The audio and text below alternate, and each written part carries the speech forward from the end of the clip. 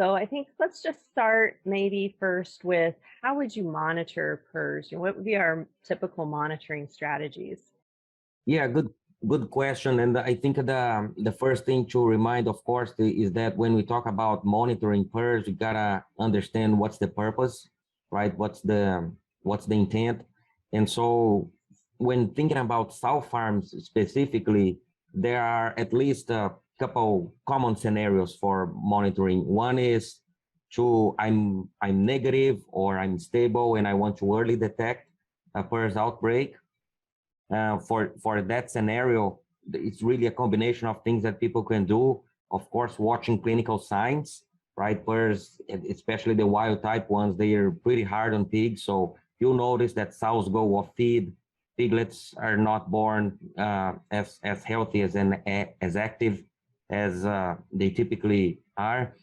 And also, when related to that is a typical PRRS outbreak is hard on swine health and productivity. So if you're monitoring closely things like we talked about sows off feed, but on top of that, there is a number of aborts per week, pre-weaning mortality, neonatal losses, right? If you combine mummies and stillbirths, and just the number of pigs that you wean per week, those are pretty good indicators. Typically, not always, but most of the time when you have an outbreak, you'll see a change in the clinical picture and which reflects the productivity outcomes. So that's one way to do it, and you can do it pretty much real time or daily if you train your farm staff and you have a way to capture that data from your record keeping system. And of course, the diagnostic monitoring, people don't do that every day. But you could there today with population-based samples, such as processing fluids that you collect from day 2, 3, all the way to day 5 post birth. Submit that for PCR testing, right, to get fragments of the virus RNA in the sample. That's pretty efficient and sensitive way to detect the virus in the population. You can bleed pigs if you want to, but also you can collect oral fluids or family oral fluids from the litters to screen the herds for any early signs of virus activity. That's for that first category, right, to detect early detect PRRS outbreaks. And in the second common scenario where people want to establish their monitoring surveillance system is for herds that are undergoing elimination, right? Those herds, I already got what do I do post-break to determine when can I kind of return my activities, when can I bring in back my gilts or return pig and people flow as it was before.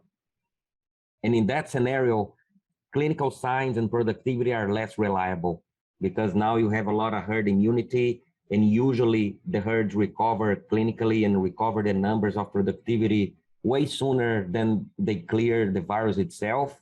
So monitoring just for the clinical signs and production numbers in herds that are undergoing elimination, it's a poor real predictor of virus activity. It's still good, right? You still want to recover as soon as you can, but do not assume that your herd is back to normal in terms of clinical terms or productivity terms, that you got rid of the virus. You really need diagnostics to do that.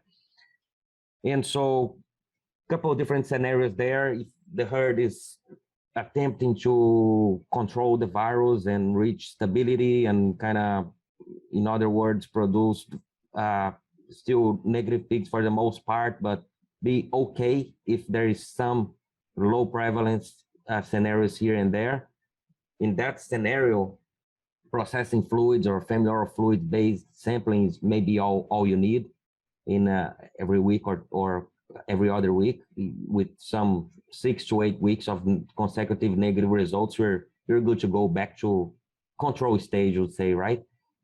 For those herds that are attempting elimination, then you need to be more aggressive than that, right? Think about the multipliers that cannot afford to be false negative, right? If they're negative, they got to be sure that they're negative. They don't want to leak positive pigs.